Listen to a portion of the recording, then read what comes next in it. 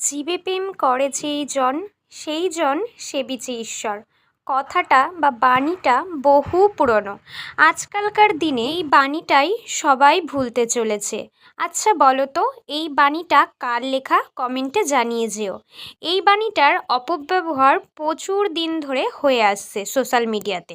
অনেক ভিডিও দেখলাম, অনেক মানুষের অনেক অকৃতজ্ঞ বোধ দেখলাম।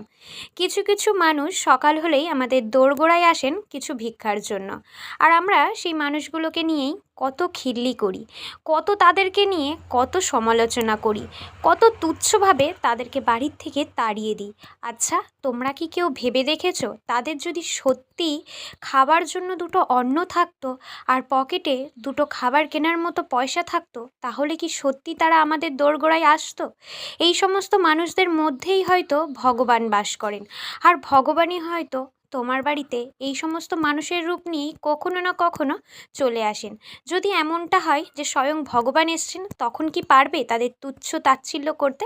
না, পারবে না, জানি পারবে না। তাই মানুষকে ভালোবাসতে শিখুন। মানুষকে ভালোবাসলেই স্বয়ং ভগবানের দেখা তুমি পাবে, স্বয়ং ভগবানের দর্শন পাবে। তাদের মুখের এইটুকুনি হাসি, তাদের দেওয়া আশীর্বাদ সত্যি ভগবান দর্শন লাভের থেকে কম কিছু না।